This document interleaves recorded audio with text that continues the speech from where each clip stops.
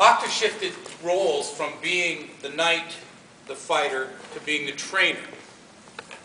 And since we're basically talking about what is the difference between training and practice, Einar, what's the difference?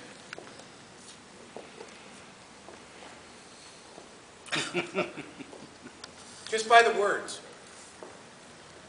Training. Training. Practice. Can you practice something you haven't trained to do? No. Training is learning the technique. Practice is implementing. Exactly. Exactly. And the way we work that in my school and the way I train others is that training is absolutely safe to the student, to the trainee. It is absolutely safe. They are not going to have to worry about a single thing. I'm not throwing a fake. I'm not trying to kill them.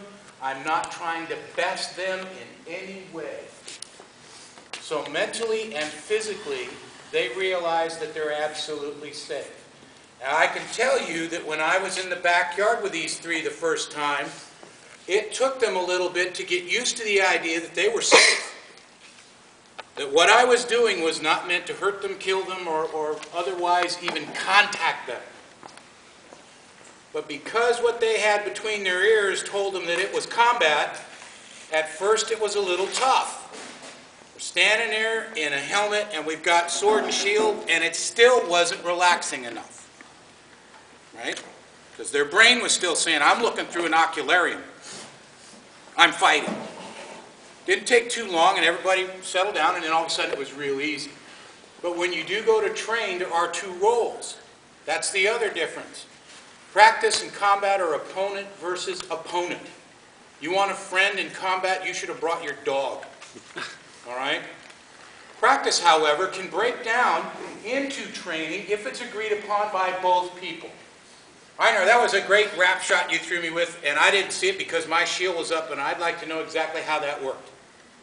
Well, I did this, I did that, and when you did this, I did that. Okay. That's fairly straightforward, but we went from practice to training.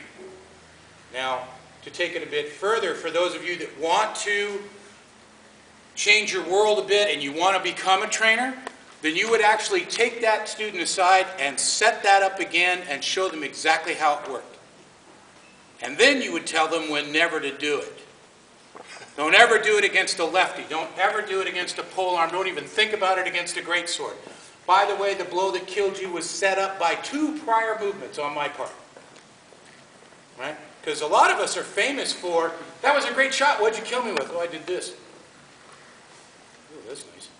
So he goes out and he tries to do that to somebody and he gets his arm broke because you didn't show him the first 2 setup movements. Okay. So,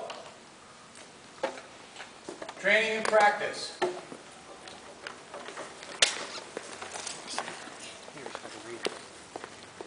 Opponent versus opponent. Very simple.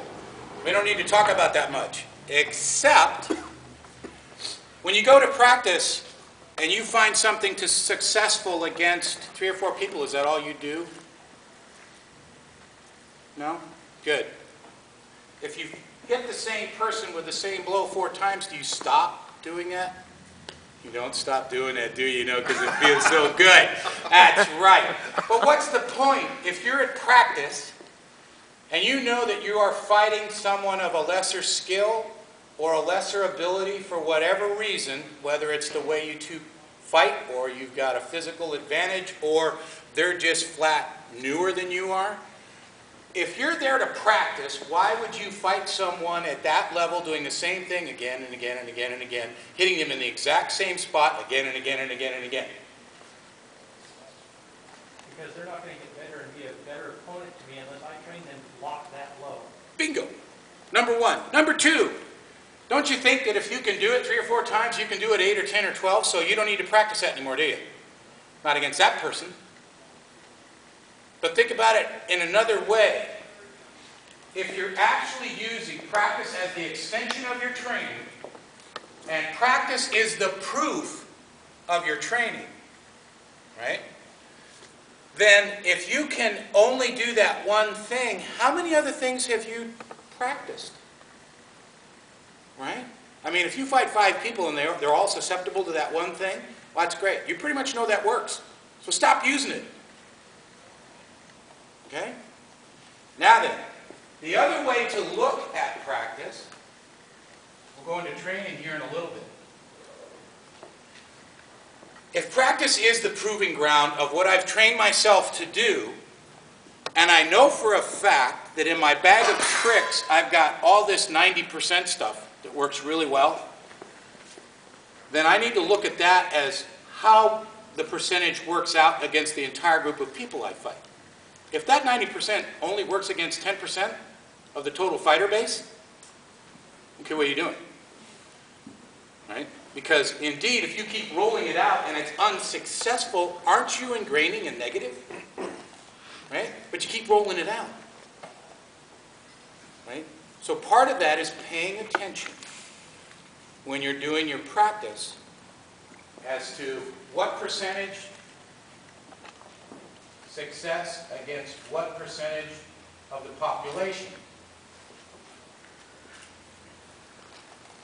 If it's a given that we are practicing and training to beat the top 2% in our kingdom, okay? Top 2% in the room? Oh, that'd be Savage and Octosides. And you. All right. How many of you can tell me for a fact that you are training and practicing to beat those people? Specifically. Okay. Now then, when we get to this portion of your percentages, how many of you that just raised your hand are competitors? You actually want to win crown. You actually want to get better because you have that objective. Right. How many of you that didn't raise your hand, are just in the SCA fighting for fun? Okay? Nobody raised their hand. There. Oh, did you? Okay. Okay. Okay. And there's no problem with that. The bad part about the SCA over the years has been that the person that's just out every odd Sunday to fight with her friends and the absolute competitor who is not going to break the rule have been the ones that have been the most ostracized. One's not serious enough, and the other one's way too serious, and it's not fun. Well, it's not fun for you, but it's fun for them, right? Because they are out there and they are doing everything they can. They're paying attention to their nutrition, their hydration, their exercise, their stretching, their pel work. They're doing all this stuff. They go to practice 3 times a week and they fight 4 different weapons forms. And it's like, whoa, that's serious, right? But that's what they want to do. And there's nothing wrong with being a person that wants to come out every odd Sunday and have a good time. However, if you are the competitor, you need to start matching your success ratios with specific things you're doing against the population base, especially that top 2%. Okay? You getting that? Yeah. Okay. What never works against Octa when you try it? Offsides are fairly unsuccessful. Okay. It's Octa. Right, against Octa. And his grace? Everything? Unfortunately, it's what I do best. So, if I'm fighting his grace, I need to I actually have to fight my B game. Because he's better at my A game. Okay. I tried it. But when you were doing that, though, you were considering your percentages and your successes against that top 2% fighter. Yeah. That's good. This is great. This is the way you start learning about, so I can't roll the A game every time. A game's not successful against everybody. That's true. That goes back to our percentages. Right? Sounds odd, doesn't it? He had to bring his game down to have more success against his grace. And you're like, how does that work? You know, it's like, how does that work? Okay? But it's the realization that it's happening that's the important part. Okay? Octa, what doesn't work against Thorn? Impatience. Exactly. Getting into the mental part now. Okay? Training, practice,